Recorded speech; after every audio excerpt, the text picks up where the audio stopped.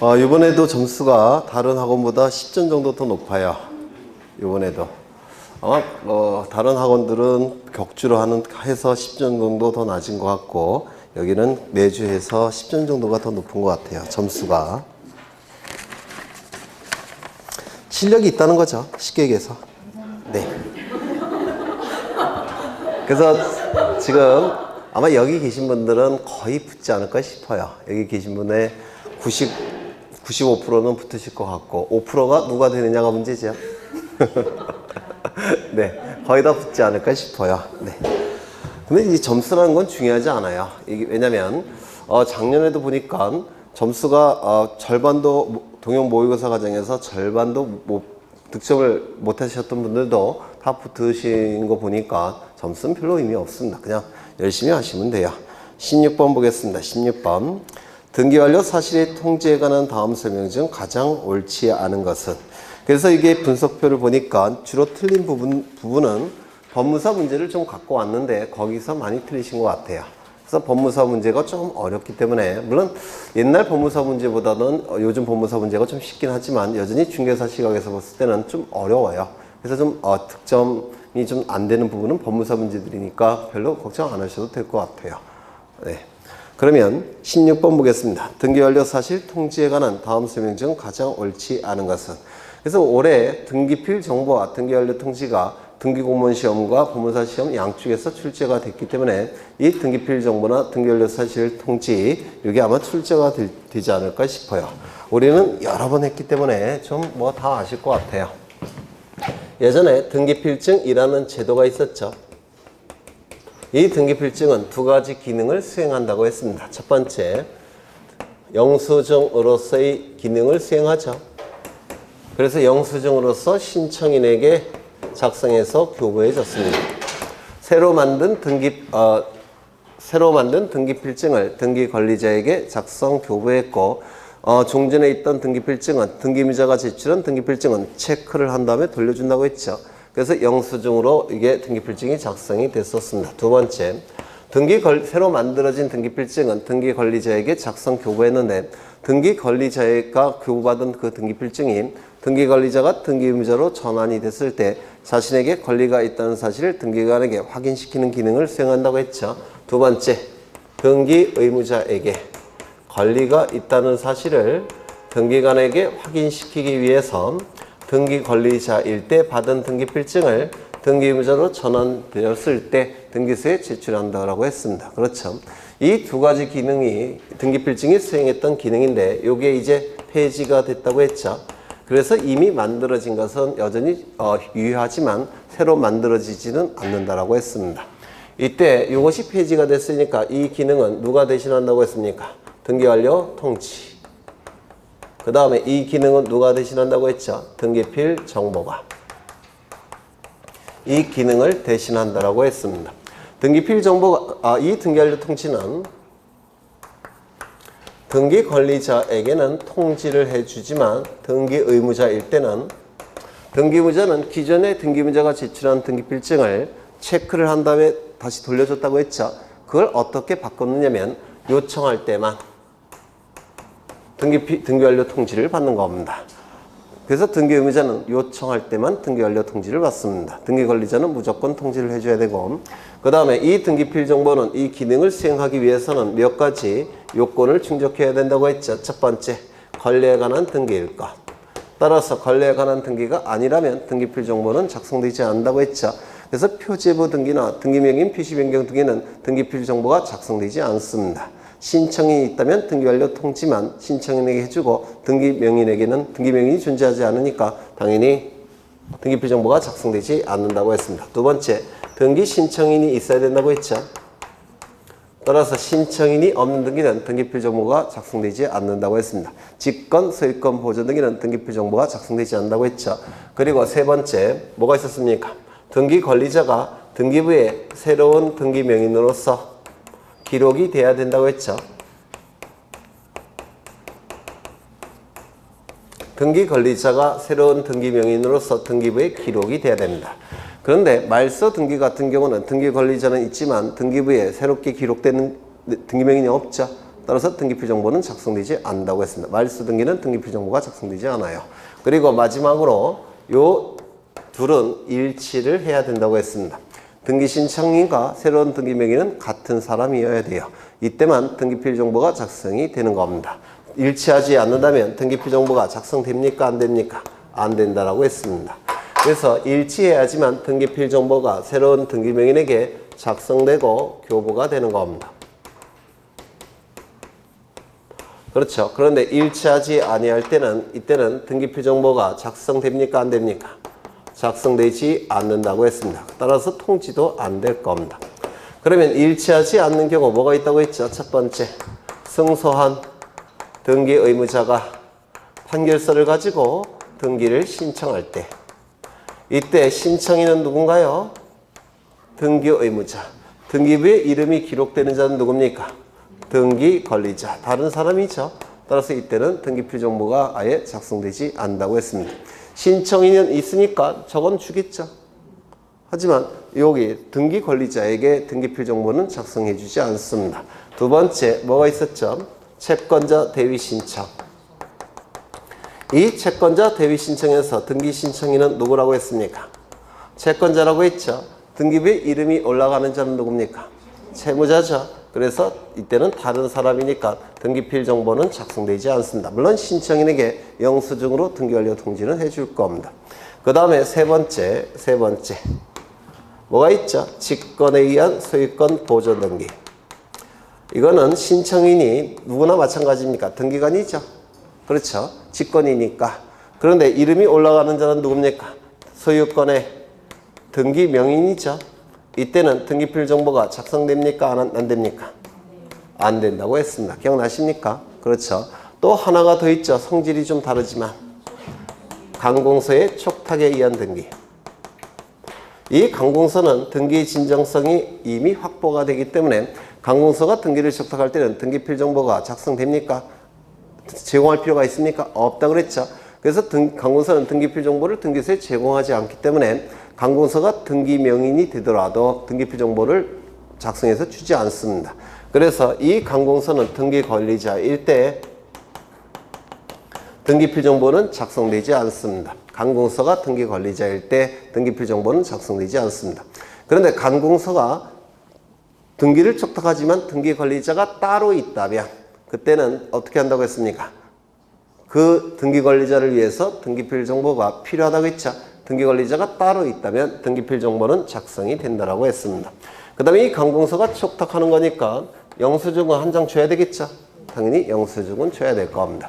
이때 요 자에게는 자신의 이름으로 등기가 되는 게 아니죠. 자기가 신청한 게 잘못 얘기했네. 자신의 이름으로 등기가 되지만 자기가 신청한 건 아니죠. 그러면 알려는 줘야 된다는 겁니다. 어떠한 방법을 통해서 알려준다고 했습니까? 등기 완료 통지의 방법으로 알려줘야 된다고 했습니다. 기억나십니까? 그렇죠. 자신이 신청한 게 아닌데 자신의 이름으로 등기가 됐기 때문에 등기필 정보로서 통지해 줄 수는 없고 대신 등기 완료 통지를 한다고 했습니다. 그래서 저 등기 완료 통지, 그 다음에 다른 사람이 신청했을 때 하는 등기 완료 통지, 이렇게 다른 종류의 등기 완료 통지가 있다고 했죠. 기억나십니까? 그렇죠. 그 다음에 하나 더 추가돼야 된다고 했습니다. 이건 뭐였죠? 그렇죠. 위임 등기필 정보는 한 번만 작성이 되니까, 한 번만 만들어지니까 등기필 정보가 멸실되었을 때는 다른 방법을 사용해서 등기관에게 확인시켜야 된다고 했죠. 확인하는 방법은 세 가지가 있었죠. 직접 출석해서 신청할 때 직접 확인을 받고 확인조서가 작성이 되면 등기필 정보는 필요 없다고 했죠. 두 번째, 대리인이 변호사나 법무사일 때는 대신 등기필 정보 대신 무엇을 등기소에 제공하면 됩니까? 위임 확인 정보 플러스 인감증명. 그리고 변호사도 아니고 법무사도 아닌 대리인 신청할 때는 공증정보 플러스 인감증명이 등기필 정보를 대신한다고 했죠. 기억나십니까? 그럼 위임 확인 정보나 공증정보로 등기를 신청하게 되면 대리인이 신청했다는 뜻이죠. 그리고 등기필 정보도 등기소에 제공되지 않았죠. 따라서 등기 의무자 본인에게 대리인 누군가 와서 등기를 신청했는데 너의 이름이 다른 사람으로 넘어갔다라는 사실을 알려줄 필요가 있습니까? 없습니까? 있다고 했죠. 그때도 등기완료 통지를 합니다. 즉 위임 확인 정보나 공증 정보로 등기를 신청할 때 등기부자 본인에게도 등기완료 통지를 하게 됩니다. 이렇게 좀 기억해 두셔야 돼요. 그러면 이제 지문을 보겠습니다. 1번. 등기관이 대의 채권자의 등기 신청을 완료할 때는 등기 관리자에게 등기 완료 사실을 통지해야 된다. 맞겠죠? 2번. 등기관이 직권으로 소유권 보전 등기를 한 때는 그 등기명인에게 등기 완료 사실을 통지해야 된다. 맞겠죠? 등기필 정보, 등기필증을 제공해야 하는 등기신청에서 이를 제공하지 않고 확인정보, 공증정보 등을 제공한 등기신청에 있어서 등기의무자 본인에게도 등기 완료 사실을 통지해야 된다. 맞겠죠? 5번, 4번. 서면으로 등기를 신청한 경우에 등기필 정보를 부여받을 사람에게 등기필 정보를 통지하는 것으로 등기 완료 사실의 통지를 대신할 수 있다. 기능이 다른 겁니다. 대신할 수 있는 게 아니에요. 등기완료 통지는 뭡니까? 두 가지가 있죠. 영수증으로 등기완료 통지, 등기명인에게 등기필 정보가 작성 통지되지 않을 때 해주는 등기완료 통지. 그리고 등기필 정보는 뭡니까? 나중에 등기 의무자로 전환이 됐을 때 등기관에게 권리가 있다는 사실을 확인시키기 위해서 등기 관리자에게 등기필 정보를 통지한 거죠. 그래서 등기완료 통지와 등기필 정보는 완전히 다른 겁니다. 다른 기능을 수행하게 돼요. 맞습니까? 대신할 수가 없습니다. 그렇죠.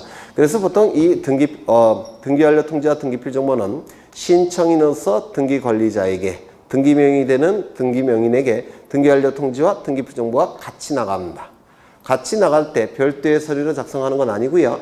등기필 정보 및 등기완료 통지라고 해서 한 장의 서류로 같이 나가는 겁니다. 등기필 정보 및 등기완료 통지 이렇게. 그래서 교과서에 그게 잘 소개되어 있으니까 한번 그림을 확인하시면 좋을 것 같아요. 그래서 대신할 수가 없습니다. 정답은 4번. 공동신청에 있어서 등기의무자에 대한 등기완료 통지는 신청서에 그 통지를 원한다는 등기의무자의 의사표시가 기재되어 있는 경우에만 한다. 요청할 때만 하더라는 겁니다. 누구에게는? 등기의무자에게는. 그래서 정답은 4번. 거래 가액의 등기에 관한 설명중 틀린 것은 1번 2006년도 1월 1일 전에 작성된 매매 계약서를 등기원인 증서로 하여 소유권 이전 등기를 신청하는 경우에는 거래 가액은 등기하지 않는다. 맞죠? 등기원인 증서가 매매 계약서이고 등기원인 증서가 매매 계약서이고 등기의 목적이 소유권 이전 등기를 신청할 때만 거래 가액 등을 등기한다고 했죠. 기억나십니까? 나시죠? 그러면 소유권 이전에 가등기를 신청할 때는 거래가액 등을 등기합니까? 안 합니까? 안 한다고 했죠. 등기원인이 매매일지라도 등기원인 증서가 판결서라고 한다면 거래가액 등을 등기합니까? 안 합니까? 안 하죠. 매매계약서가 2006년도 1월 1일 이후에 작성이 됐을 때만 거래가액을 등기합니다. 2006년도 1월 1일 이전에 작성을 했다면 거래가액은 등기하지 않을 겁니다. 그렇죠. 그래서 1번 지문은 맞는 지문이 될 겁니다. 2번. 등기원인이 매매라면 등기원인 증서가 판결서 등인 경우에도 거래가액을 등기해야 된다. 맞습니까? 틀렸죠? 등기원인 증서가 매매 계약서일 때만 거래가액 등을 등기한다고 했죠. 3번. 매매 계약서를 등기원인 증서로 제출하면서 소유권 이전 등기 청구권 가등기를 신청할 때는 거래가액을 등기하지 않는다. 맞습니까? 맞죠? 4번. 등기원인 증서에 기재된 사항과 신고필증에 기재된 사항이 서로 달라 동일한 거래라고 인정될 수 없는 경우 등기관은 이를 수리해야 해서는 아니 된다. 맞습니까? 맞죠? 동일한 거래라고 인정될 수 없다면 등기관은 등기 신청 수리할 수는 안 되겠죠. 같은 계약이 아니니까. 그런데 단순한 오기 같은 명백한 오류가 있다는 것이 확인이 돼서 동일성이 인정이 된다면 수리해야 되겠습니까? 그렇겠죠. 수리해야 될 겁니다. 5번 신고필증에 기재되어 있는 부동산이 한 개일지라도 수인과 수인 사이의 매매인 경우에는 매매 목록을 제출해야 된다. 맞습니까? 그렇죠. 부동산이 수개이거나 당사자가 수인일 때는 매매 목록을 제출해야 되죠. 그러면 갑부의 관리자 및 기타란에 매매 목록 번호를 기록한다라고 했습니다. 정답은 1번. 가압류 가처분 등기에 관한 설명으로 옳은 것은 1번. 가압류 등기된 부동산에 대해서 소유권 이전 등기를 신청할 수 없다. 2번. 차공지 가처분 등기가 된 부동산에 대해서 소유권 이전 등기를 신청할 수 없다. 맞았습니까? 틀렸죠? 가압류 등기, 가처분 등기 같은 처분 제한의 등기라고 얘기하지 처분 금지의 등기가 아니라고 했죠? 기억나십니까? 금지의 의미는 없다라고 했습니다. 왜냐면 가압류 채권자, 가처분 채권자가 100% 승소 판결을 받는다는 보장은 없는 상태에서 채무자가 처분을 금지한다고 한다면, 금지시킨다면 채무자에게 너무 큰 손실이 발생한다고 했죠. 그래서 가압류 등기나 가처분 등기가 된 부동산에 대해서 채무자는 다른 자에게 처분할 수가 있습니다. 그러면 그 권리를 취득한 자가 나중에 가압류 채권자, 가처분 채권자가 승소 판결을 받은 경우 권리 취득 가지고 가압류 채권자, 가처분 채권자에게 대항할 수 없을 뿐이라고 했죠. 상대적 효력이라고 말씀을 드렸어요. 그래서 가압류 가처분 등기가 되어 있다고 하더라도 다른 등기가 다 가능하다고 했습니다. 그래서 1번, 2번 지문은 틀린 지문이 될 겁니다. 3번 가압류 등기된 가압류 채권자의 말소 등기 신청이 있는 경우에만 말소할 수 없다. 아니죠. 가압류 가처분 등기는 법원의 촉탁에 의한 등기니까 말소도 원칙은 법원의 촉탁에 의한 등기죠. 그 다음에 4번 부동산에 대한 처분금지 가처분 등기의 경우 금전 채권을 비보전 권리로 기재한다. 맞습니까? 아니죠. 가압류죠. 그렇죠. 그 채권자가 가진 채권이 금전 채권일 때는 보전 소송으로 가압류를 신청하는 것이고 금전 이외의 채권일 때는 보전 소송으로 처분금지 가처분을 신청한다고 했죠. 그렇죠. 그래서 가압류 등기는 그 피보전 권리가 금전 채권, 가처분 등기는 피보전 권리가 금전 이외의 채권이 돼야 되겠죠. 그렇죠. 그래서 이것도 틀렸습니다. 부동산이 공유 지분에 대해서는 가압류 등기가 가능하다. 이 가압류 등기, 가처분 등기의 대상이 되기 위해서는 두 가지 요건을 충족해야 돼요. 첫 번째, 재산적 권리여야 됩니다. 재산적 권리만 가압류나 가처분의 대상이 될 수가 있어요. 따라서 가압류 등기 자체, 가처분 등기 자체에 대해서는 가압류 가처분이 불가능합니다. 가압류 등기에 대한 가압류 등기, 가압류 등기에 대한 가처분 등기, 가처분 등기에 대한 가압류 등기, 가처분 등기에 대한 가처분 등기 이런 것은 불가능해요. 왜냐하면 가압류나 가처분 등기는 재산적 권리가 아니에요. 사용수익 처분 등 중에서 처분 권능을 제한만 시키고 있기 때문에 가압류 등기 자체, 가처분 등기 자체는 재산적 권리가 아니라서 가압류 가처분의 대상이 될 수가 없고 두 번째, 등기부에 등기가 된 것만 가압류와 가처분의 대상이 됩니다. 따라서 합의 지분은 등기부에 기록됩니까? 안 됩니까? 안 되죠. 합의 지분에 대한 가압류 가처분은 불가합니다. 공유 지분은 등기부에 기록이 되죠. 기록되지 않았다면 균분으로 추정하죠. 따라서 이 공유 지분은 가압류 가처분의 대상이 됩니다. 그렇죠. 등기된 임차권이라고 한다면 가압류 가처분의 대상이 됩니까? 되겠죠. 등기되지 않은 임차권이라고 한다면 가압류 가처분의 대상이 됩니까? 안 되겠죠. 그렇죠. 소유권에 대한 가압류 가처분 등기는 갚고, 전세권에 대한 가압류 가처분 등기는 을고, 소유권에 대한 가압류 가처분 등기는 소유자로부터 첫 번째니까 주등기, 소유권 이외의 권리에 대한 가압류 가처분 등기는 부기등기. 그렇죠. 네. 그래서 정답은 5번, 19번. 다음 중 변경 등기에 관한 설명 중 옳지 않은 것은 1번. 변경 등기는 등기의 일부만이 실체 관계와 일치하지 않는데 불과하기 때문에 이를 시정한 이후와 이전의 등기에는 동일성이 유지돼야 된다. 이거 맞습니까? 맞죠? 일부 불일치가 발생했을 때 이를 일치시켜주는 등기가 변경이나 경정등기죠. 원시적 일부 불일치면 경정등기, 후발적 일부 불일치면 변경등기. 그렇죠? 전부 불일치일 때는 그때는 변경이나 경정등기 하는 게 아니라 말소 등기한 다음에 새로 등기를 해야 될 겁니다. 맞습니까? 일부만 고쳐주는 등기니까 고치기 전과 고친 후는 동일성이 유지돼야 된다고 했습니다. 따라서 등기관은 변경 등기나 경정 등기를 할 때는 동일성 유지 여부를 심사함이 원칙입니다. 다만 직권으로 경정 등기할 때는 동일성 유지 여부를 심사한다고 했습니까? 안 한다고 했습니까? 안 한다고 했죠. 직권에 의한 경정등기 특징 몇 가지 외우셔야 된다고 했죠. 첫 번째, 지방법원장에게 사후에 보고해야 되고, 두 번째, 등기상 이해관계인의 승낙서가 첨부돼야 되고, 세 번째, 등기명의인이나 등기신청인에게 사후에 통지해야 되고, 등기신청인이나 등기명의인이 2명 이상일 때는 1명에게 통지하는 것으로 충분하고, 동일성 유지 여부를 등기관이 심사한다 안 한다? 안 한다. 거기까지 기억하셔야 된다고 했죠. 등기간의 직권에 의한 경정 등기는 등기간의 잘못에 의해서 원시적 일부 불일치가 발생했을 때 이때 한 등기가 등기간의 직권에 의한 경정 등기라고 했죠. 그렇죠. 등기간이 잘못이 있을 때는 신청과 직권이 다 가능한데 직권에 의해서 할 때 직권에 의한 경정 등기라고 했습니다. 그래서 이건 맞는 질문이 될 테고 2번 이것도 법무사 문제예요. 소유 형태를 공유해서 합의로 합의해서 공유로 변경하는 경우에는 주체의 변경이므로 이전 등기를 한다. 이거 맞았을까요? 틀렸을까요? 이거 다시 한번 좀 보겠습니다. 4회 때도 문제를 냈는데요. 이것도 여러 번 설명을 드린 거예요. 각, 을, 병이 지난 시간에 했던 것 같은데 이 부동산을 공동으로 소유할 때 세 가지가 있다고 했죠. 공유, 그 다음에 합유, 그 다음에 총유. 이 공유는 지분으로 소유한다라고 했습니다.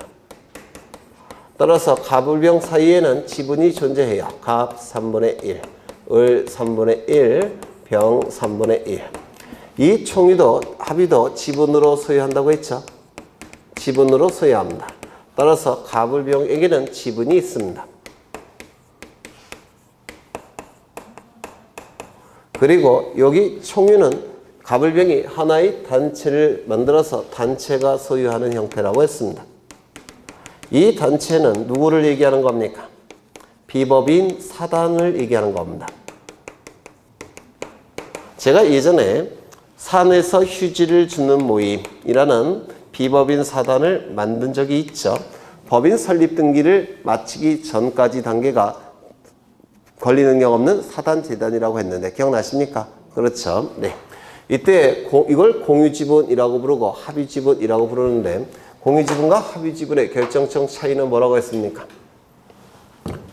공동의 목적이 있을 때 없을 때 없을 때가 공유지분, 공동의 목적이 있을 때가 합의라고 했죠. 공동의 목적이 있을 때가 합의예요.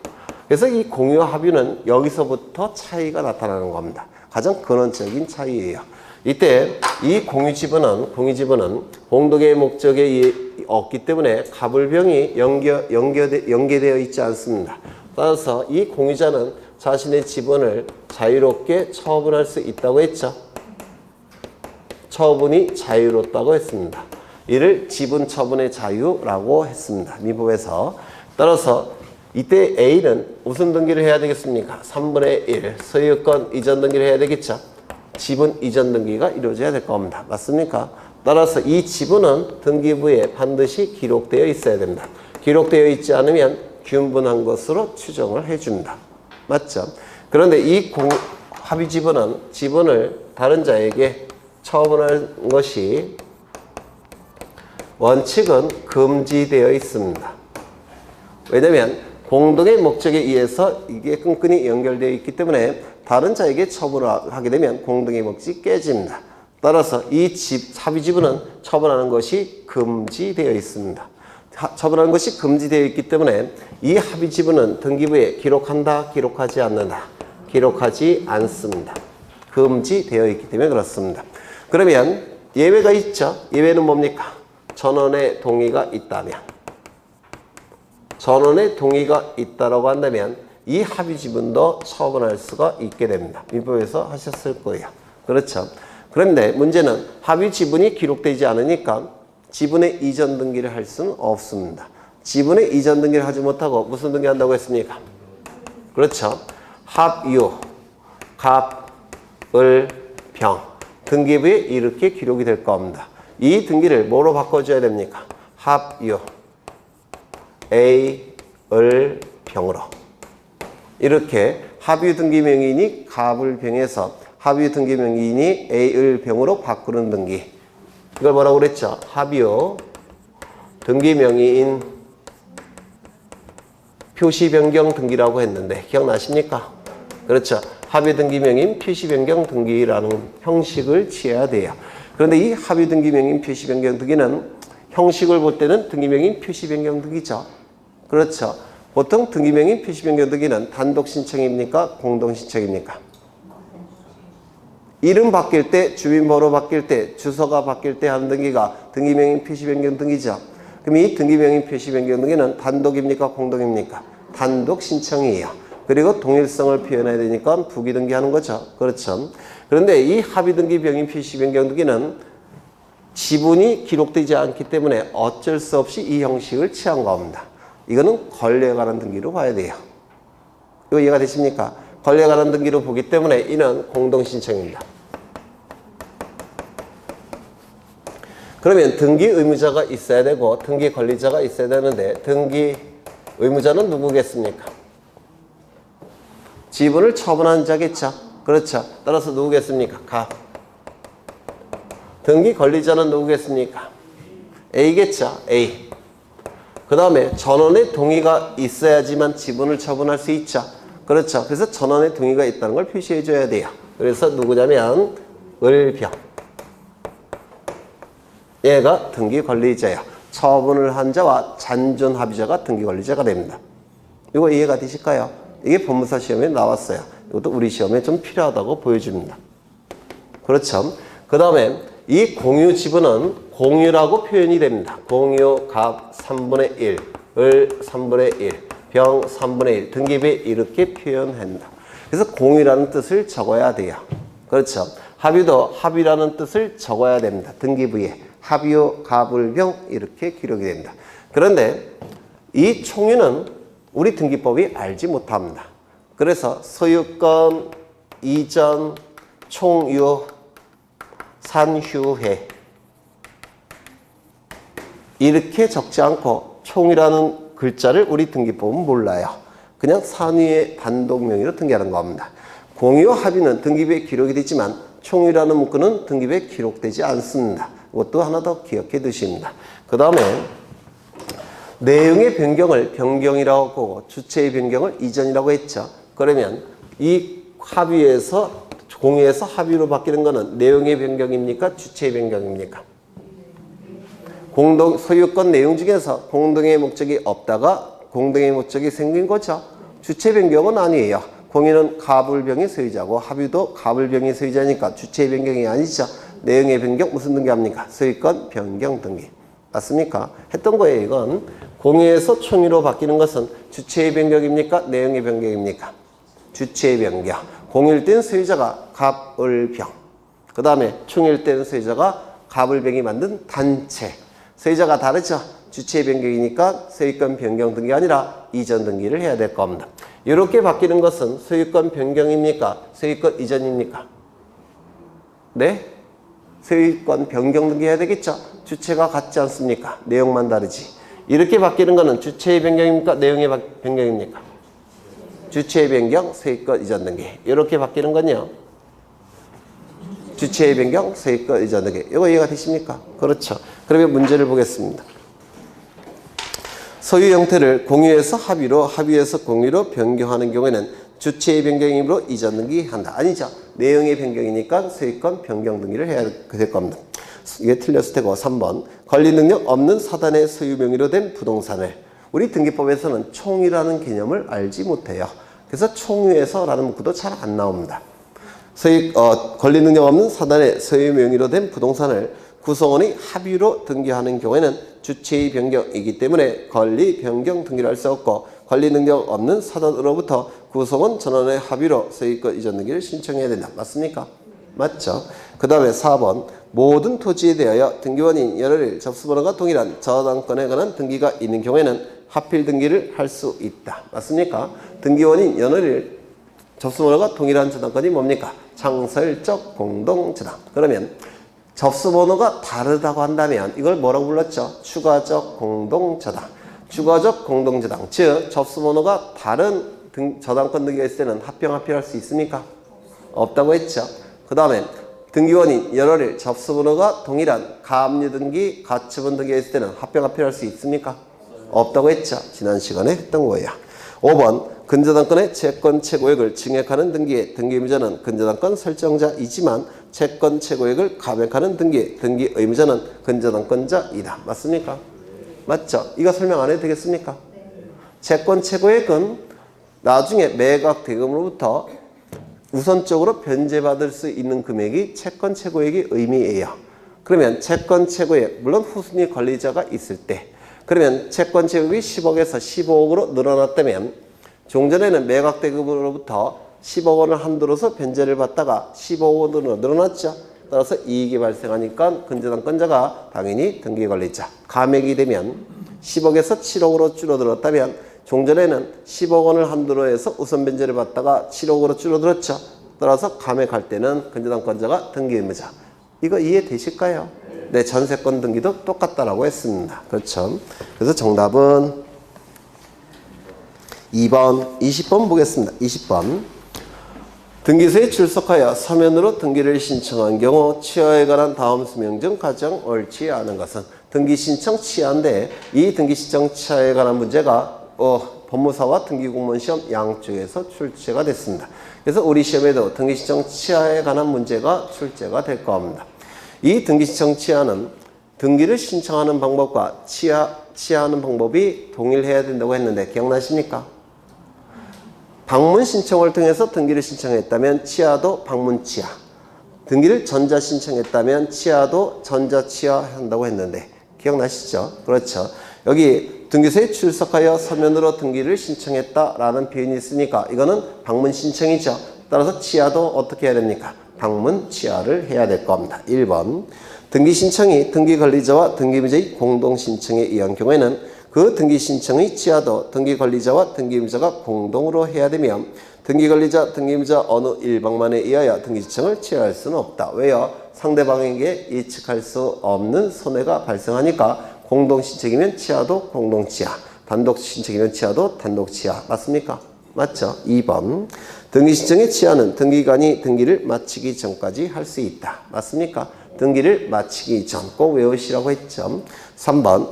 등기 신청의 취하는 신청인 또는 그 대리인이 등기소에 출석하여 취하서를 제출하는 방법으로 해야 하며 우편으로 취하서를 보낼 수 없다. 맞죠?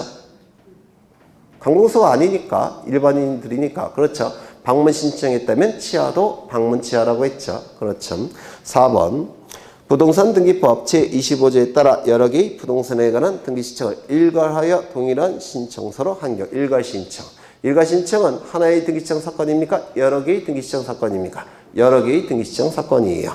여러 개의 등기 신청 사건의 경우 일부 부동산에 대해서 취하할 수 있습니까? 있다고 했죠. 하나의 등기 신청 사건에서 일부 취하는 허용되지 않지만 여러 개의 등기 신청 사건에서 일부 취하는 허용이 된다고 했습니다. 5번 지문은 모르셔도 되긴 하는데 설명은 하겠습니다. 등기관은 등기 신청에 취하서가 제출된 때에는 등기 신청서에 부착된 접수번호표에 취하라고 붉은 볼펜으로 적은 다음에 돌려주는 겁니다. 그래서 접수번호표 제거 여기가 틀렸습니다. 법무사 문제라서 좀 어려운 게 출제가 된 건데 우리 시험에는 안 나올 것 같으니까 걱정 안 하셔도 돼요. 접수번호표에 취하라고 주소하고 돌려주는 겁니다. 취하라고 주소하고 주는 붉을주 선은 쓴 글씨로 쓴다. 그래서 붉은색으로 적는다라는 뜻이에요. 그래서 제거하고 이게 틀렸습니다. 정답은 5번. 21번 소유권 보호전 그러니까 이런 문제는 어떻게 풀어야 될까요? 1번, 2번, 3번, 4번은 다 알고 있는 거죠. 그럼 정답은 5번이 될 수밖에 없겠죠. 아닌가? 이렇게라도 풀어야 되겠죠. 네. 그 다음에 21번 소유권 보전 등기에 관한 설명 중 틀린 것은 1번 소유권 보전 등기를 신청하는 경우 등기의무자의 권리에 관한 등기필증 또는 등기필 정보를 첨부하지 아니한다. 맞습니까? 왜 그래요? 단독 신청이니까. 그렇죠. 없으니까. 단독 신청이고 없으니까. 그렇죠. 최초의 등기 신청이니까 등기필 정보나 등기필증 가지고 있지 않겠죠. 만들어지지 않았겠죠. 그래서 등기소에 제공할 필요가 없습니다. 단독 신청이기도 하고 이 등기필증이나 등기필 정보는 공동 신청의 경우 등기의무자가 등기소에 제공하는 거죠. 따라서 단독 신청의 경우는 원칙적으로 등기필증이나 등기필 정보를 등기소에 제공할 이유가 없습니다. 다만 예외적으로 등기의무자가 단독 신청하는 경우는 등기필 정보나 등기필증을 등기소에 제공해야 돼요. 뭐가 있죠? 승소한 등기의무자가 판결에 의한 등기를 신청할 때 등기필증이나 등기필 정보를 등기소에 제공한다고 했죠. 기억나십니까? 하나 더. 가등기, 말소등기는 원칙적으로 공동신청을 통해서 말소하죠. 다만 단독 신청하는 경우 세 가지가 있었죠. 첫 번째, 가등기 명의인이 자신의 가등기 권리를 포기하고 단독으로 말소 신청할 수 있습니까? 있죠. 두 번째, 가등기 의무자도 가등기 명의인의 승낙서가 첨부가 되면 단독 신청할 수 있죠. 세 번째, 가등기에 있어서 등기상 이해관계인도 가등기 명의인의 승낙서를 첨부한다면 단독으로 말소 신청할 수 있죠. 가등기 명의인이 자신의 가등기 권리를 포기하고 가등기의 말소 등기를 단독 신청할 때 가등기 명의는 등기 의무자죠. 불이익이 발생하니까. 그때도 가등기필 정보를 등기소에 제공해야 된다. 이거 하나 더 기억하시죠. 가등기 명의인이 가등기 말소 등기를 단독으로 신청할 때 가등기필 정보를 등기소에 제공해야 된다. 다시요. 가등기 명의인이 가등기 말소 등기를 단독으로 신청할 때 가등기 명의는 가등기필 정보를 등기소에 제공해야 됩니다. 그거 하나 더 기억해 두십니다. 써야 될까요? 안 써도 되죠? 네, 다 알고 계시니까. 네. 그 다음에 2번. 그 옆에도 기억하셔야죠. 등기 원인에 대하여 제3자의 허가, 동의, 승낙을 증명하는 서면도 첨부하지 아니한다. 소유권 보존 등기가 이루어질 때 제3자에게 손해가 발생할 가능성은 없습니다. 따라서 제3자의 동의, 승낙, 허가서는 보존 등기 신청할 때는 전혀 필요가 없습니다. 이게 더 중요해요. 꼭 외워두십니다. 소유권 보존 등기를 신청할 때는 제3자에게 손해가 발생할 가능성이 아예 없기 때문에 보존 등기 신청할 때는 제3자의 동의서, 승낙서, 허가서는 제출할 필요가 없습니다. 2번. 구분건물 소유권 보존 등기를 신청하는 경우에 구분건물 소유자는 한동 건물에 속하는 다른 구분건물의 소유자를 대위하여 건물의 표제부 등기를 신청할 수 있다. 맞습니까? 구분건물 등기부 표제부는 반드시 동시에 작성이 돼야 되니까 최초로 보존 등기를 신청한 자는 자신이 보존 등기를 직접 신청하고 나머지 표제부는 소유자를 대위해서 신청하고 두 개의 등기는 어떻게 신청된다고요? 동시 신청. 기억나셔요? 네. 그 다음에 4번도 3번 이것도 설명드린 적이 있어요. 기억나실지 모르겠는데 기억나실까요? 안 나실까요? 나시죠? 네. 이게 기억이 나니까 10점이 더 높은 거예요. 다른 학원은 기억을 못 하세요. 격주라서 네, 제가 한 번밖에 설명을 못 드리니까. 근데 여기는 여러 번 했으니까 안 해도 될까요? 네. 안 하겠습니다. 시간이 없어서. 건축물의 신축으로 인하여 구분 건물이 아닌 건물이 구분 건물로 된 경우에 신축 건물의 소유권 보존 등기는 다른 건물의 표제부 등기와 동시에 신청해야 된다. 이때 이 표제부 등기의 정확한 표현은 뭐라고요? 대지권 변경 등기. 맞습니까? 왜 소식이 없어요? 대지권 변경 등기 맞습니까? 네. 어쩐지. 왜 차이가 10점밖에 안 나는지 알 것 같아요. 50점이 나야 되는데. 네. 여기 토지가 이렇게 있고 토지 소유자는 갑입니다. 갑이 을에게 지상권을 설정해 줍니다. 요전에 갑은 자신의 토지 위에 건물을 가지고 있고 건물 소유자도 갑입니다. 건물은 등기부가 있을 겁니다. 표제부, 갑구, 을구. 이때 갑이 을에게 지상권을 설정해 줍니다. 그래서 을은 지상권 등기라고 지상권을 취득했는데 지상권은 토지를 사용 수익하는 권리죠. 사용 수익의 목적은 두 가지. 건물, 기타, 공작물 소유 목적, 수목의 소유 목적. 이 을은 건물을 소유하고자 합니다. 그래서 건물을 지었는데 여기다가 이렇게 지을 수 있느냐. 우리 판례가 인정해 줍니다. 우리 판례가 지상권자는 이렇게 건물을 지을 수 있다라고 판시합니다. 그러면 이제 이 건물은 일반 건물에서 뭐로 바뀐 겁니까? 구분 건물, 집합 건물로 바뀐 거죠. 그러면 집합 건물 등기부는 한 동 전체에 대한 표제부, 그리고 1층 표제부, 갑구, 을구, 그리고 2층 표제부, 갑구, 을구 이렇게 등기부가 바뀌게 돼요. 일반 건물 등기부와 집합 건물 등기부의 차이점은 뭐냐면 일반 건물 등기부 표제부는 상단부, 하단부로 나뉘지 않습니다. 그런데 집합 건물 등기부는 표제부, 상단부로 나뉘게 돼요. 이때 요 하단부에 기록하는 등기가 뭐라고 했습니까? 대지권 등기. 기억나십니까? 그렇죠. 그래서 이 하단부가 만들어지는 등기가 대지권 등기 또는 이 하단부에서 내용이 바뀌는 등기가 대지권 등기 그리고 하단부가 없어지는 등기도 대지권 등기예요. 그래서 대지권의 발생, 변경, 소멸과 관련된 등기를 대지권 변경 등기라고 부릅니다. 그래서 이 부분과 관련된 등기가 대지권 변경 등기라는 겁니다. 이거 이해가 되실까요? 그러면 요 표제부에서 요 표제부로 바뀌는 등기가 뭐라고요? 대지권 변경 등기라는 거예요. 이것도 표제부와 관련된 등기니까 당연히 표제부 등기입니다. 소유권의 등기명인이 단독으로 신청하게 될 겁니다. 맞습니까? 이때 이 표제부는 동시에 작성이 되어야 된다고 했죠. 그렇죠. 그러면 갑은 요 2층에 대한 보전 등기 신청하겠죠. 그리고 을도 요 등기를 신청해야 돼요. 대지권 변경 등기는 을이 신청하는 게 맞습니다. 요거는. 요쪽에 이거는 보전 등기 신청할 때 만들어질 테고 요거 바뀌어야 되지 않습니까? 그래서 을이 신청하는 게 갑과 을이 같이 가서 신청하는 게 맞는데 이 을이 신청하지 아니할 때 이걸 누가 대신해 줄 수밖에 없습니까? 갑이. 그렇죠. 갑이 요 등기에서 요 표제부에서 요 표제부로 바꾸는 등기 표제부 등기예요. 정확하게는 대지권 변경 등기라는 겁니다. 보전 등기는 자신의 소유 부동산이니까 직접 신청이죠. 그리고 이 표제부 등기는 원래는 을이 신청해야 되는데 이 부분은 을이 신청해야 되는데 을이 안 하고 갑이 하는 거니까 이게 무슨 신청입니까? 대위 신청. 두 개의 등기는 무슨 신청? 동시 신청. 그렇죠. 그럼 지문을 다시 보시면 건물의 신축으로 인하여 구분 건물이 아닌 건물이 구분 건물로 된 경우에 신축 건물의 소유권 보전 등기는 다른 건물의 표제부 등기와 동시에 신청해야 된다. 맞죠? 표제부 등기는 대위 신청, 보전 등기는 직접 신청, 두 개의 등기는 동시 신청. 그렇죠. 그 다음에 4번 미등기 부동산에 대하여 소유권의 처분 제한에 등기 촉탁이 있는 경우에 등기관은 그 등기를 하기 위하여 전제되는 직권, 소유권, 보전 등기를 실행해야 된다. 맞습니까? 맞죠? 이 직권에 의한 소유권 보전 등기가 되기 위해서는 두 가지 요건이 충족이 돼야 돼요. 첫 번째, 법원의 촉탁이어야 됩니다.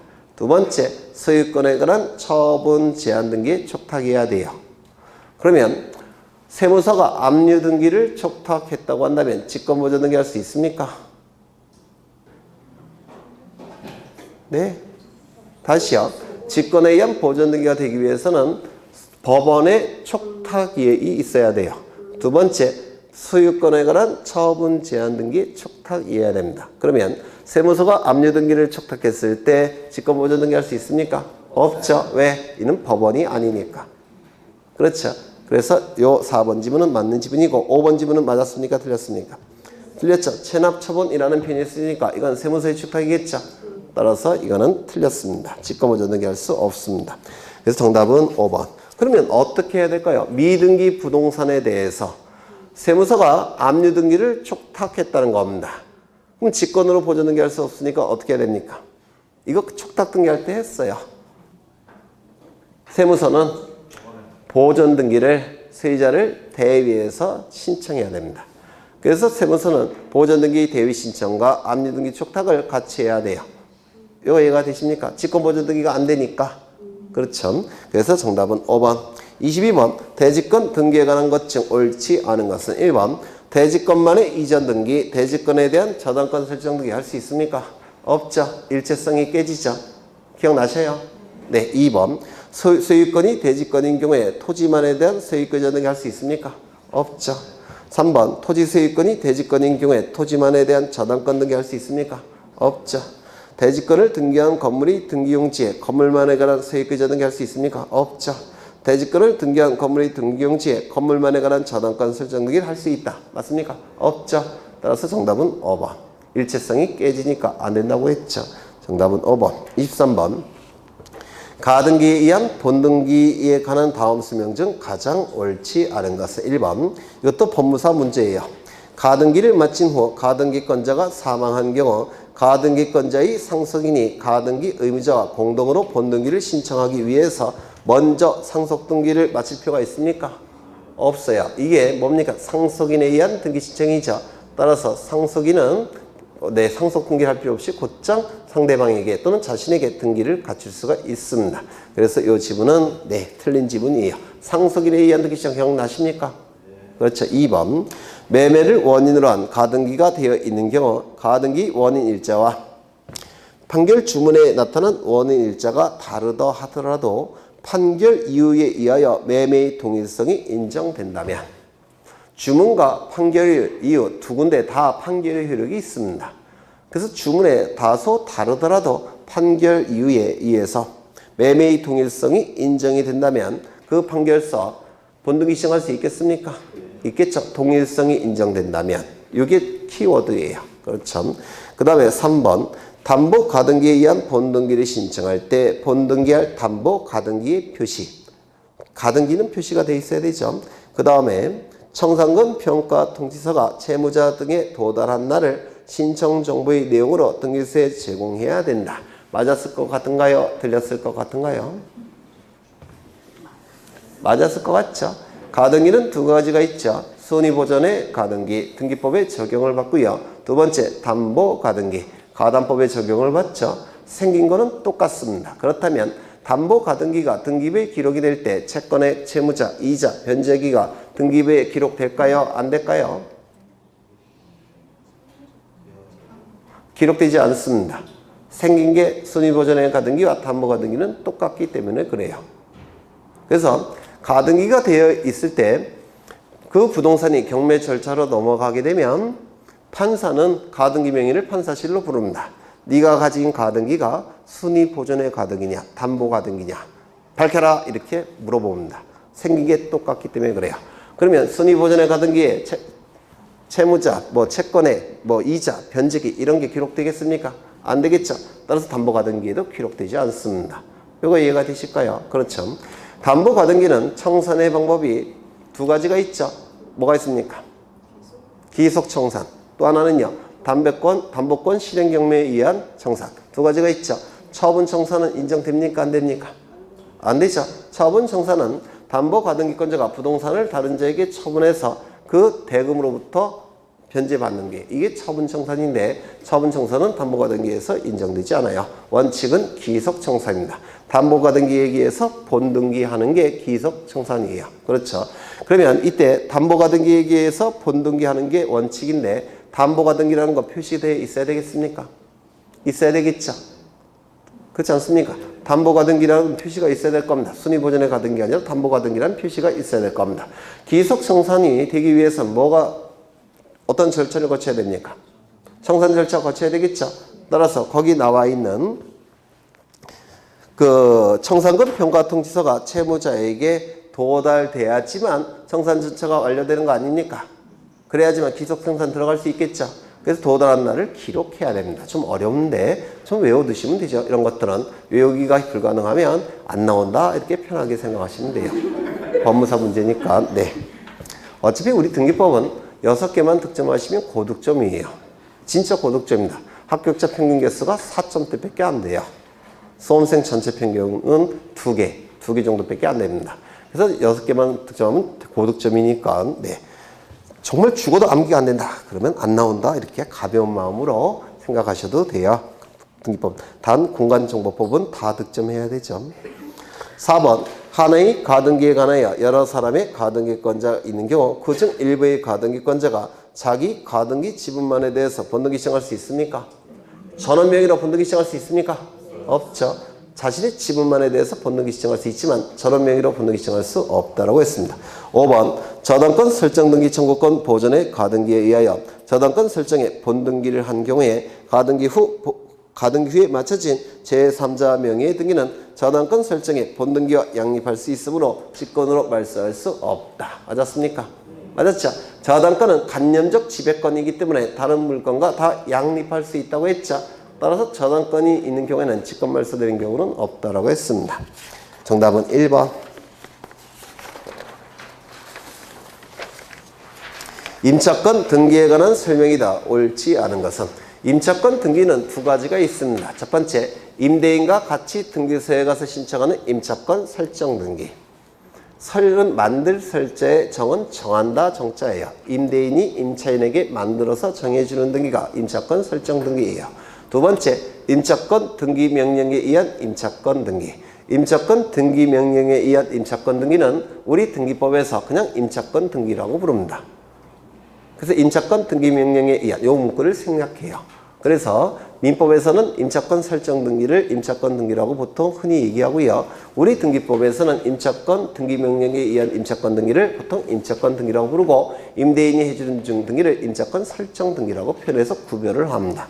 1번 부동산에 관한 임대차 계약에 있어서 임차인은 당사자 간의 반대 약정이 없다면 임대인에 대하여 그 임차권, 임대차 등기 절차에 협력할 것을 청구할 수 있다. 맞습니까? 민법 621조인가 거기에 규정되어 있는 거죠. 반대 약정이 없다면 청구할 수가 있습니다. 그런데 보통 계약서 쓸 때 다 반대 약정하죠. 네.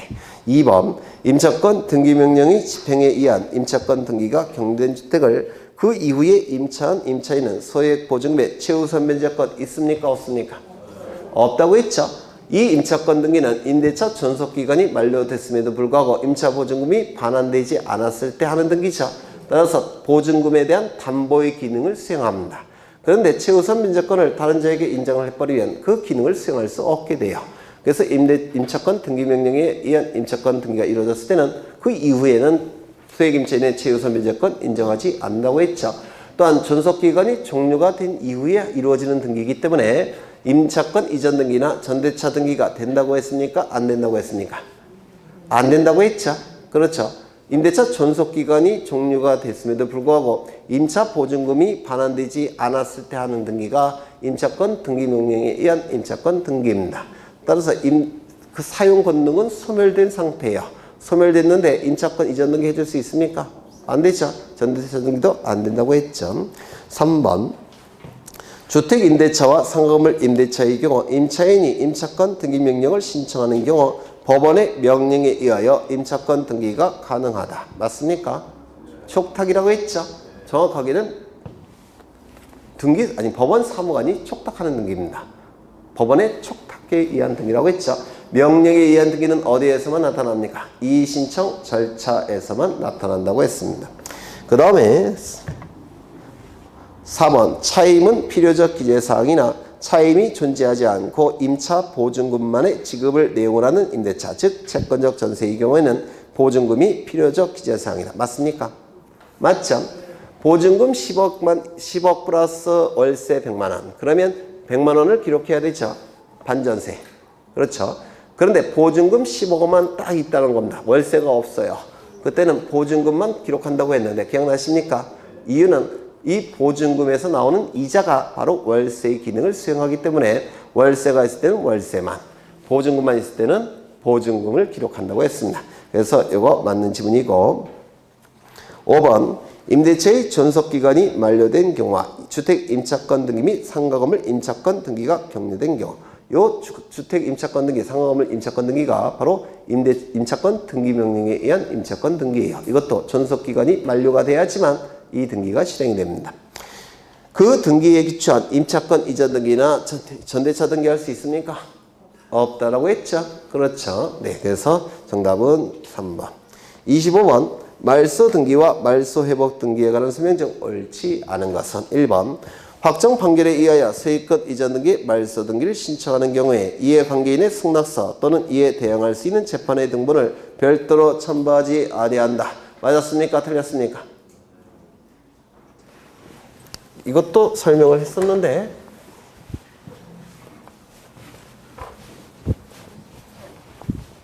굉장히 중요한 지문입니다. 자주 출제되는 지문이에요. 여기에 이러한 부동산이 있고 소유자가 갑입니다. 갑이 을에게 전세권을 설정해 줍니다. 그리고 을은 전세권 등기를 할 테고 전세권을 취득하게 될 겁니다. 이때 을은 병원으로부터 돈을 빌리고 저당권을 설정해 줍니다. 그러면 이 병이 취득하는 권리는 전세권이 붙은 저당권 설정 등기를 할 테고 저당권을 취득할 겁니다. 전세권부 저당권 등기라고 불러요. 이게 주등기, 부기 등기가 될 겁니다. 이때 전세권의 존속기간이 종료가 되면 전세권 소멸될 겁니다. 따라서 전세권 등기는 전세권 설정 등기는 말소되어야 될 겁니다. 이 등기가 말소됨으로 인해서 이익이 발생한 자는 누구죠? 갑, 등기 관리자. 불이익이 발생한 자는 둘이 있을 텐데 당사자 중에서 손해가 발생한다면 그 자는 누굽니까? 등기 의무자. 당사자를 제외한 제3자 중에서 손해가 발생한다면 그 자를 뭐라고 부릅니까? 등기상 이해관계. 기억나십니까? 이것이 말소가 되면 이것도 존재할 수 없죠. 따라서 병은 변제가 피담보 채권이 변제되지 않았음에도 불구하고 이것이 말소되면 이것도 소멸되기 때문에 손해가 발생할 수밖에 없습니다. 따라서 얘는 뭐가 되는 겁니까? 등기상 이해관계. 그 다음에 을이 뭐가 되는 겁니까? 등기 의무자. 전세권 등기에서 당사자는 갑과 을이죠. 당사자 중에 손해가 발생하면 등기 의무자, 제3자에게 손해가 발생하면 등기상 이해관계. 그래서 말소 등기를 신청해야 될 겁니다. 이때 등기상 이해관계인이 있을 때 등기상 이해관계인에 뭐가 필요합니까? 승낙을 받아서 승낙서를 첨부한다든지 아니면 재판을 걸어서 재판서 등본이 첨부가 돼야지만 말소 등기를 신청할 수가 있습니다. 여기까지 되셨을까요? 되셨죠? 이때 갑은 말소 등기를 신청하고 싶은데 안 해주더라는 겁니다. 그러면 갑은 법원에 소송을 제기합니다. 말소 등기에 관한 소송을 제기할 겁니다. 그러면 법원은 갑 승소 판결을 내줄 테고 이 판결이 확정이 되게 되면 갑을 뭐라고 부르죠? 승소한 등기 권리자라고 부를 겁니다. 그럼 이 판결서를 가지고 단독으로 말소 신청할 수가 있을 겁니다. 맞습니까? 이때 이 판결서는 내용이 무엇으로 구성되어 있냐면 주문이 있고 주문을 가지고 뭘 판단한다고요? 판결의 종류가 결정이 된다고 했죠. 그 다음에 주문이 나오게 된 이유도 있을 겁니다. 여기에도 판결의 효력이 있고 여기에도 판결의 효력이 있는데 주문과 이유에 발생하는 판결의 효력을 판결의 효력이 미치는 객관적 범위라고 불러요. 그리고 여기에 원고도 기록이 될 테고 피고도 기록이 될 겁니다. 원고는 소송을 제기한 자 갑, 피고는 소송을 제기당한 자 을. 이때 이 판결의 효력은 원고 피고에게만 미칩니다. 이걸 뭐라고 부르냐면 판결의 효력이 미치는 주관적 범위라고 불러요.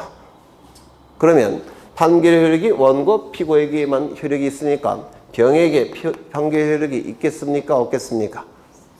네? 없어요. 이때 이 재판서 등본은 병에게 효력이 있는 판결을 의미하는 겁니다. 따라서 이 판결서를 가지고 말소 등기를 단독 신청할 때 요거 첨부해야 됩니까? 첨부할 필요가 없습니까? 첨부해야 됩니다. 요 이해가 되실까요? 저 판결서는 병에게 효력이 없습니다. 왜? 병은 피고가 아니니까. 그렇지 않습니까? 그렇죠. 따라서 판결에 의한 등기 신청할 때도 승낙서나 재판서 등본을 첨부해야 됩니다. 만약에 승낙서를 첨부해주면 다행인데 안 해주면 재판서 등본 첨부해야 되죠. 따라서 다시 한번 소송을 제기합니다. 이때 원고는 누굴까요? 갑. 피고는 누굴까요? 병이 되는 겁니다. 이때 그렇죠? 그래서 판결서가 나오면 이때 이 판결서는 원고가 누구 되는 겁니까? 갑. 피고는 병. 요게 바로 요 재판서가 되는 겁니다. 되셨을까요? 네. 그러면 지문을 다시 보시면 확정 판결에 의하여 서해권 이전 등기 말소 등기를 신청하는 경우 이해관계인의 승낙서 또는 이에 대항할 수 있는 재판의 등본을 별도로 첨부하지 아니한다. 첨부해야 됩니다. 전 전세권 등기를 했지만 서해권 이전 등기도 등기상 이해관계인이 있다면 그자의 재판서 등본이나 승낙서를 첨부해야 됩니다.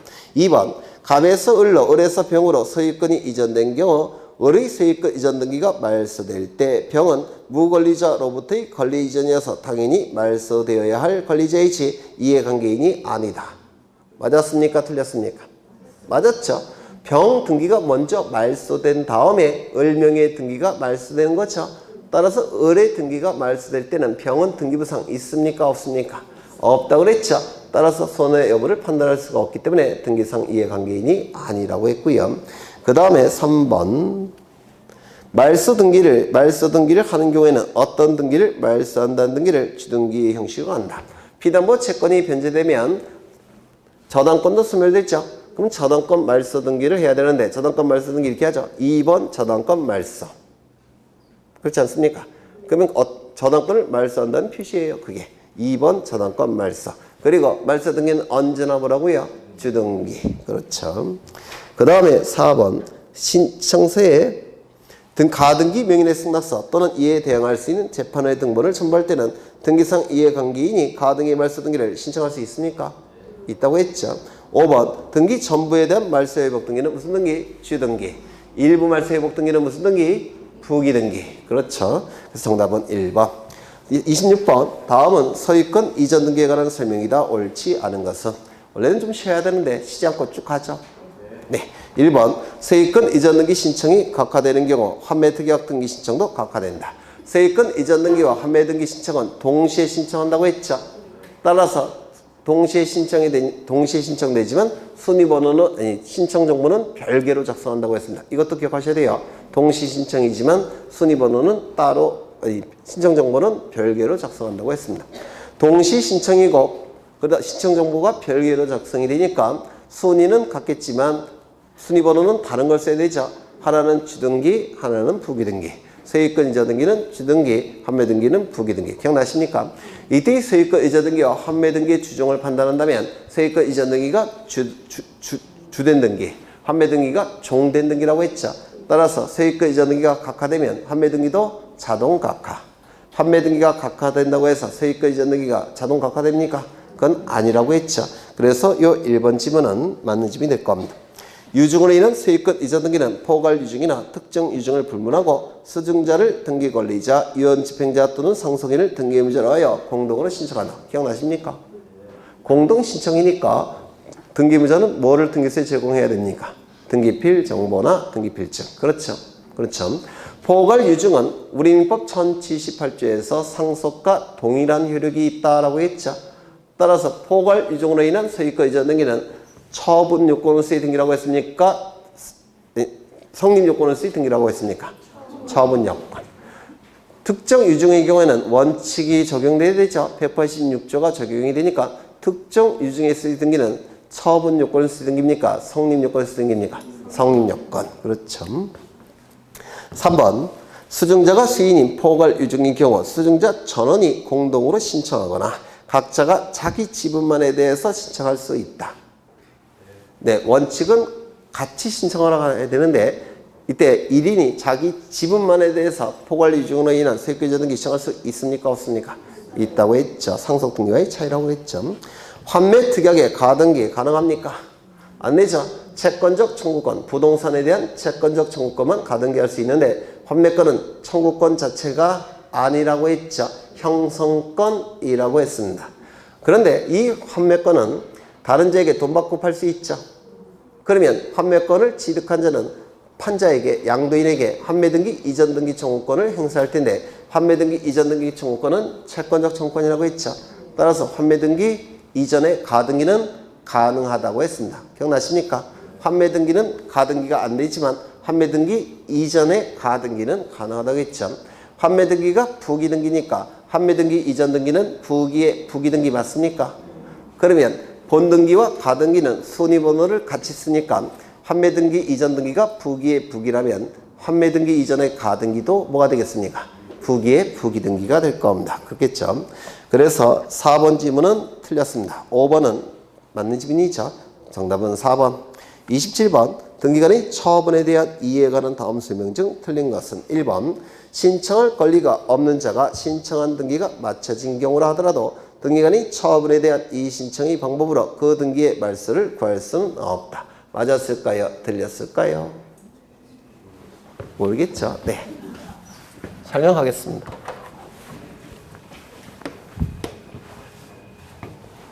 갑은 등기와 관련해서 등기소에 뭔가를 신청합니다. 이 신청에 대한 답변이 있을 텐데 등기관은 갑에게 신청인에게 처분이나 결정을 합니다. 등기와 직접적인 관련이 있는 것은 결정의 형식으로 나가요. 등기 실행 결정, 등기 각하 결정. 등기와 간접적으로 관련이 있는 것, 예를 들어서 등기기록 열람 신청, 등기사항 증명서 발급 신청 이런 것들은 처분의 형식으로 나갑니다. 이게 훨씬 중요한 거예요. 이 등기소의 처분 결정이 신청인이 입장에서 봤을 때 부당하다는 겁니다. 정당하지 않다라는 겁니다. 부당하다고 판단한 신청인은 등기소보다 한 단계 더 높은 국가기관인 지방법원에게 다른 의견을 요구할 수가 있습니다. 의는 의견할 때 의자고요. 이는 다를 이자예요. 다른 의견을. 신청이라는 용어는 요구한다는 뜻이에요. 요청한다. 다른 의견을 요구하게 됩니다. 이를 이의신청이라고 얘기합니다. 이의신청은 아무나 할 수 있는 건 아니고 이의신청에 이익이 있는 자만 이의신청할 수가 있습니다. 이를 이의 이익이라고 불러요. 이의 이익. 그래서 이의신청의 이익이라는 뜻입니다. 그러면 이의신청의 이익, 상속등기가 위법하다면 상속인은 불만이 있을 수 있죠. 이의신청할 수 있겠습니까? 있겠죠. 그러면 상속인 친구가 상속등기가 불만이 있다고 해서 이의신청할 수 있습니까? 없을 겁니다. 상속인이 아닌 자는 이의신청할 수가 없어요. 저당권이라는 물건은 자유로운 양도가 허용이 되죠. 그러면 저당권 이전 등기는 당연히 가능한데 설정자가 이의신청할 수 있겠습니까? 없습니다. 저당권은 자유로운 양도가 허용되니까 저당권 이전 등기에 대해서 설정자는 이의신청할 만한 이익이 없다라고 얘기합니다. 그러면 채권자가 채권자 대의신청을 통해서 채무자 이름으로 등기를 해버렸습니다. 채권자 대의신청을 통해서 이유는 강제집행 들어가려니까 그걸 알게 된 채무자가 말소를 해버렸습니다. 그럼 그 말소 등기에 대해서 채권자는 이의신청할 이익이 있겠습니까? 없습니까? 있겠죠. 채권자 대의신청을 통해서 이루어진 등기를 채무자가 말소 등기를 하게 되면 채권자는 이의신청할 수가 있습니다. 열받을 테니까. 하나 더. 여기 말소 등기를 신청할 때 뭐가 첨부돼야 됩니까? 등기상 이해관계인의 승낙서, 재판서 등본이 첨부돼야 되죠. 그렇죠. 그런데 이걸 첨부하지 않은 상태에서 말소 등기가 됐다는 겁니다. 그럼 이 말소 등기에 대해서 이 등기상 이해관계는 이의신청할 이익이 있을까요? 없을까요? 있습니다. 왜? 자신의 승낙서나 재판서 등본이 첨부가 안 됐는데도 등기가 됐으니까 이의신청할 만한 이익이 있겠죠. 말소 등기에 대해서. 이때 재판서 등본이 승낙서나 재판서 등본이 첨부되지 않았다고 해서 말소 등기 신청한 요 을이 이의신청할 만한 할 수 있겠습니까? 이건 없습니다. 얘만 이의신청할 수가 있는 거예요. 그렇죠? 이거 다 요약집에 있습니다. 요약집을 통해서 이거 좀 기억해 두셔야 돼요. 이의신청의 이의. 이때 이의신청은 첫 번째, 기간의 제한이 있다고 했습니까? 없습니까? 기간의 제한이 없죠. 두 번째, 이의신청했다는 사실을 가지고 집행정지효가 있습니까? 없습니까? 집행정지효가 없다라고 했죠. 기억나셔요? 집행부정지의 원칙이라고도 했습니다. 이때 이 부당은 이의신청, 처분 결정 시점을 기준으로 합니까? 아니면 이의신청 시점을 기준으로 합니까? 시간이 이렇게 흘러갈 때 여기는 처분 결정 시점이고 등기소의 처분 결정 시점이고 이 시점은 이의신청 시점이에요.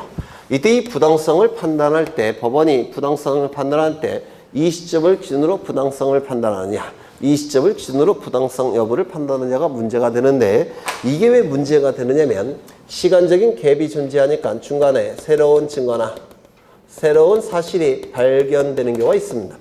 이 시점을 기준으로 해서 부당성 여부를 판단한다면 이것은 부당성 여부를 판단하는 자료가 된다 안 된다? 안 된다. 이 시점을 기준으로 부당성 여부를 판단한다면 이건 부당성 여부를 판단하는 자료가 된다 안 된다? 된다. 이렇게 됩니다. 우리 법원은 어디를 기준으로 합니까? 이때를 기준으로 합니다. 따라서 그 이후에 나타난 새로운 증거나 자료들은 부당성 여부를 판단하는 자료가 될 수 없다라고 했습니다. 그렇죠. 그 다음에 여기 부당은 크게 두 가지가 있다고 그랬죠. 소극적 부당과 적극적 부당 두 가지가 있는데 이 의미는 뭐냐면 등기가 신청이 됐을 때 등기관이 소극적으로 행동한 것이 부당할 때 소극적 부당이라고 부르고 적극적으로 행동한 것이 부당할 때 적극적 부당이라고 부릅니다. 등기 신청에 있어서 소극적으로 행동한 건 뭘까요?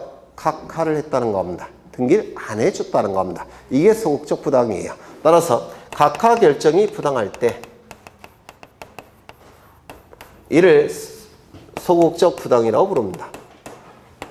등기관이 적극적으로 등기를 실행한 것이 부당할 때 적극적 부당이라고 불러요. 즉 실행 결정이 부당할 때 이를 적극적 부당이라고 부릅니다. 그러면 어떤 차이가 있냐면 부당하다고 주장한 신청인은 이의 신청할 수가 있습니다. 하지만 제3자는 이의 신청할 수 있을까요? 없을까요? 등기부에 변화가 있습니까? 없습니까? 갑불구에 어떠한 변화도 없죠. 갑불구에 어떠한 변화도 없으니까 제3자에게 손해가 발생할 가능성이 있습니까? 없습니까? 없습니다. 따라서 제3자는 이의 신청할 수가 없습니다. 그런데 이 적극적 부당의 경우에는 갑불구에 어떤 변화가 있죠. 어떤 등기가 실행됐죠. 그럼 그 실행된 등기를 통해서 제3자에게 손해가 발생할 가능성이 있습니까? 없습니까? 있죠. 따라서 이때는 부당하다고 주장한 신청인도 이의 신청할 수가 있고 제3자도 이의 신청할 수 있다. 이렇게 얘기를 합니다. 이거 이해가 되실까요? 그렇죠. 그 다음에 이 적극적 부당은 하나 더 기억하실 게 있는데 우리 부동산 등기법 제29조에는 각하사유가 규정이 되어 있습니다. 이 각하사유에 해당이 될 때는 각하결정을 해야 됩니다. 맞습니까? 이 각하사유는 제1호 뭡니까? 관할 위반. 제2호 뭐죠? 등기시정 사건이 등기할 것이 아닌 경우. 제3호, 제4호 쭉 가서 제11호까지 있습니다. 이때 여기에 해당이 된다면 각하해야 되죠. 맞습니까? 그런데 각하를 하지 않고 등기가 실행이 됐다는 겁니다.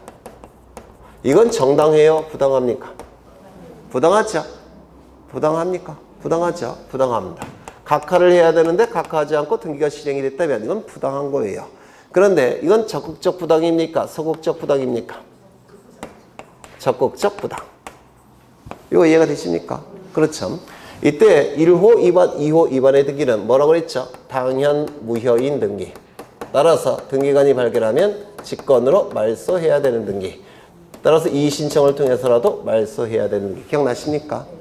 여기와 여기에 해당이 될 때는 당연 무효도 아니고 직권으로 말소할 수도 없고 이의 신청을 통해서 말소시킬 수도 없다고 했죠.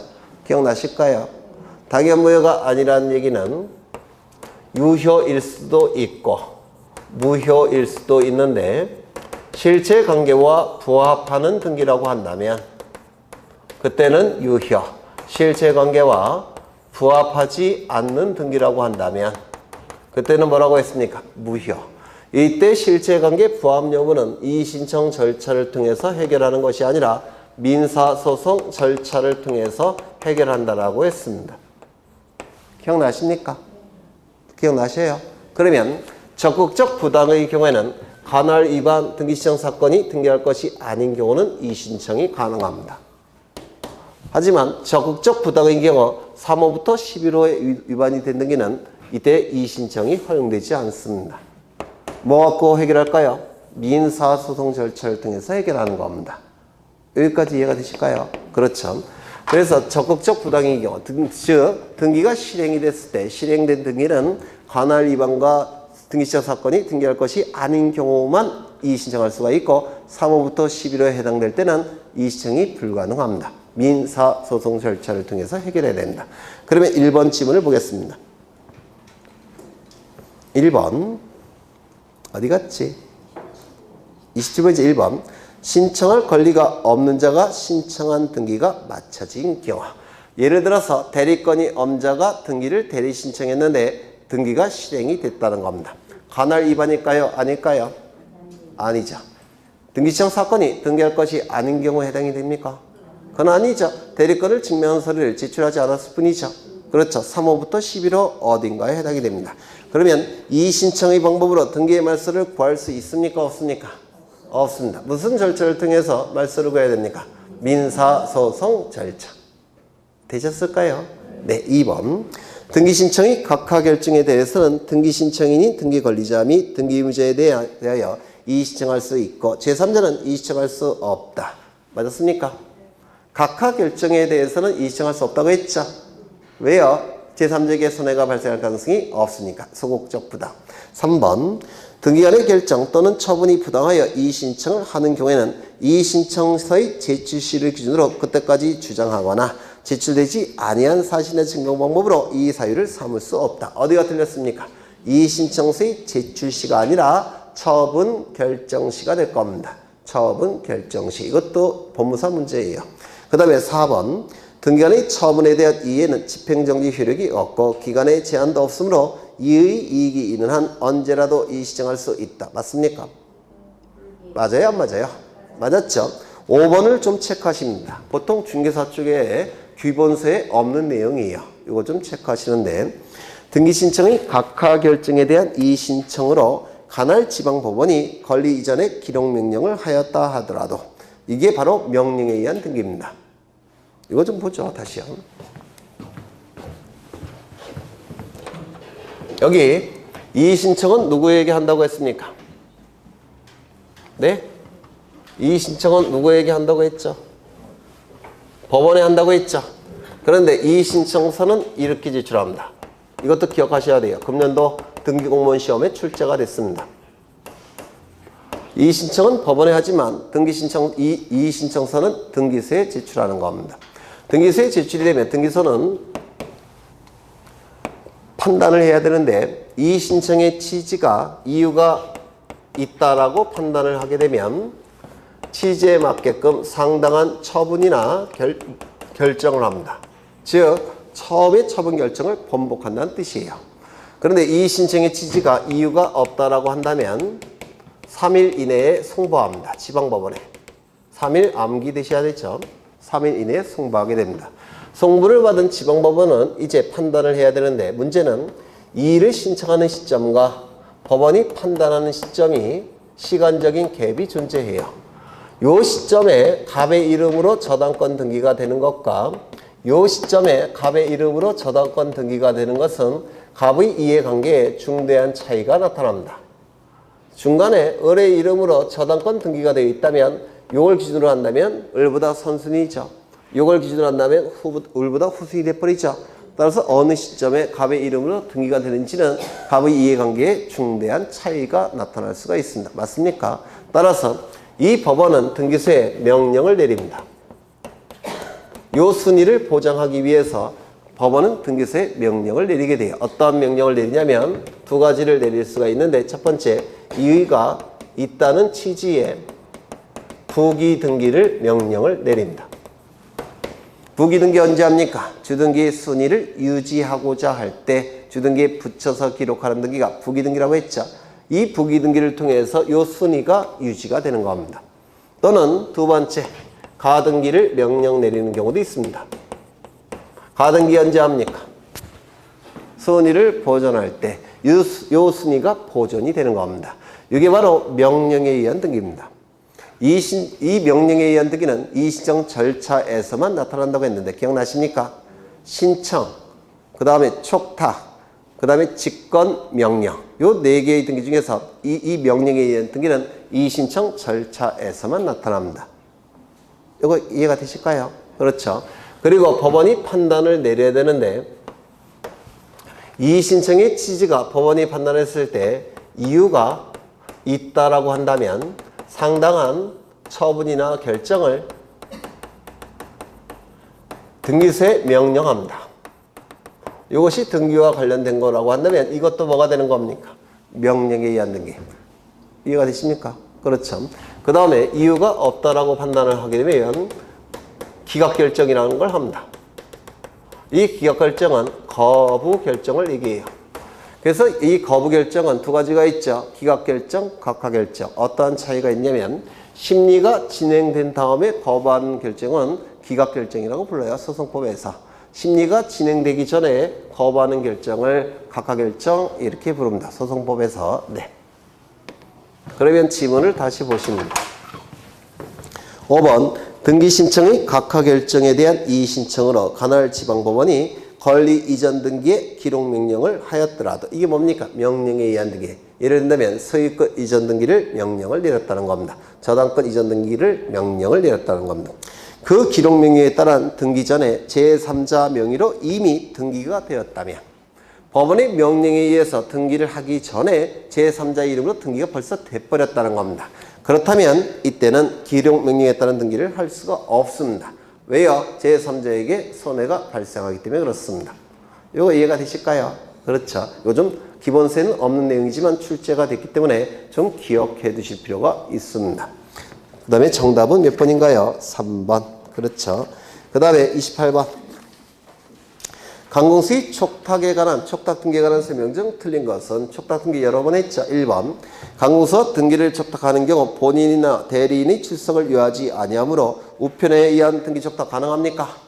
가능하다고 했죠. 2번. 강공수의 촉탁은 신청과 실질적으로 아무런 차이가 없으므로 촉탁에 의하지 않고 권리자와 의무자가 공동으로 등기 신청하는 거 가능합니까? 가능하다고 했죠. 3번. 강공수의 등기 촉탁 시 등기 의무자의 권리에 관한 등기 필정보 제공할 필요가 있습니까? 없다고 했죠. 4번. 이게 정답이 될 테고 4번. 매각 또는 공매 처분 등을 원인으로 강공수가 소유권 이전 등기를 촉탁하는 경우에는 등기 의무자의 주소 증명 정보 제공합니까? 원칙적으로 주소 증명 정보와 주민등록 증명 정보는 등기 명의 되는 등기 권리자만 등기소에 제공하는 거죠. 등기 의무자는 제공합니까? 안 합니까? 안 한다고 했죠. 다만 소유권 이전 등기만큼은 등기 의무자도 주소 증명 정보를 등기소에 제공한다고 했죠. 그런데 국가기관이 개입된다면, 즉 강공수가 등기를 촉탁할 때는 소유권 이전 등기일지라도 등기 의무자의 주소 증명 정보를 첨부한다 안 한다? 안 한다고 했습니다. 5번. 강공수의 등기 촉탁 시 등기기록과 대장의 표시가 불일치하는 경우 등기기록과 대장성의 부동산 표시가 부합하지 아니하더라도 등기 촉탁을 수리해야 된다. 맞습니까? 대장의 부동산 표시와 등기부의 부동산 표시가 일치하지 아니할 때는 원칙적으로 29조 제11호에 의해서 각하된다고 했죠.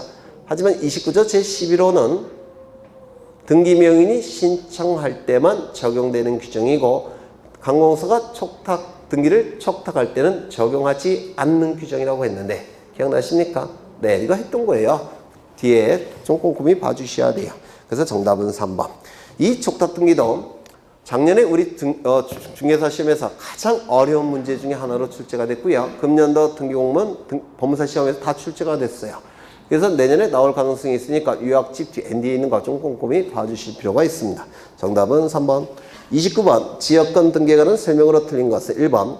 등기관이 승역지 등기기록에 지역권 설정에 등기를 할 때는 지역권 설정의 목적을 기록해야 된다. 맞습니까? 목적, 범위, 유역지 표시. 기억나시죠? 그 다음에 2번. 유역지의 소유권이 이전되면 지역권은 별도의 등기 없이도 이전된다. 맞습니까? 따라서 지역권 이전 등기라는 건 존재하지 않는다고 했죠. 따라서 지역권자의 등기 명의는 설정 등기할 때 지역권의 등기 명의는 표시합니까? 안 합니까? 안 한다고 했죠. 3번. 지역권 설정 등기는 승역지 소유자를 등기 의무자로, 유역지 소유자를 등기 권리자로 하여 공동으로 신청함이 원칙이다. 맞습니까? 맞죠? 지역권 설정 등기 시 유역지 지역권의 등기사항은 등기관이 직권으로 기록해야 된다. 맞습니까? 맞죠? 5번. 승역지 지상권자는 그 토지 위에 지역권을 설정할 수 있는 등기 의무자가 될 수 있습니까? 있죠. 그러면 유역지 지상권자는 등기 권리자가 될 수 있습니까? 있다고 했죠. 그렇죠. 두 토지 간의 이용 관계를 조절하는 권리니까 이용권자는 지역권을 설정해줘서 등기 의무자가 될 수도 있고 이용권자는 지역권을 설정받아서 등기 권리자가 될 수 있다고 했죠. 기억나십니까? 지난 시간에 강조를 드린 겁니다. 그래서 5번 틀렸습니다. 30번. 등기 신청의 각하에 대한 다음 설명 중 옳지 않은 것은, 이건 등기공무원 문제인데요. 1번. 대지권이 등기된 구분 건물에 대하여 건물만에 관한 세입권 이전 등기 신청, 저당권 설정 등기 신청은 분리처분 금지에 위반되어 각하 대상이다. 맞습니까? 앞에도 나왔던 거죠. 2번. 등기원인이 발생한 후에 등기 의무자에게 상속이 개시된 경우 상속인이 자기를 등기 의무자로 하여 등기 신청을 할 수 있는데, 이게 뭡니까? 상속인에 의한 등기 신청. 맞습니까? 이때 등기 기록과 신청서의 등기 의무자의 표시가 불일치하다고 해서 각하가 되겠습니까? 안 되겠죠. 그러면 각하를 시켜버리면 상속인에 의한 등기 신청은 아예 허용하지 않는 게 돼버리죠. 상속인에 의한 등기 신청은 신청 정보의 소유자 표시와 등기부의 소유자 표시가 다를 수밖에 없는 거 아닙니까? 네, 꼭 기억하셔야 되고요. 그 다음에 3번. 신탁행위에 의하여 소유권을 이전하는 경우에 신탁 등기와 신탁을 원인으로 한 소유권 이전 등기는 별개의 등기이므로 한 건의 신청 정보를 일괄하여 신청하지 않더라도 각하될 수 없다. 맞았습니까? 틀렸습니까? 네. 소유권 이전 등기와 환매 등기는 동시 신청이지만 신청 정보는 별개로 작성한다고 했죠. 소유권 이전 등기와 신탁 등기는 한 건의 신청 정보로 작성한다고 하지 않았습니까? 그랬어요, 안 그랬어요? 근데 여기는 뭐라고 돼 있어요? 별개의 등기부로 한 건의 신청 정보로 일괄하여 신청하지 않더라도 각하할 수 없다. 한 건의 신청 정보로 신청하지 않으면 어떻게 해야 됩니까?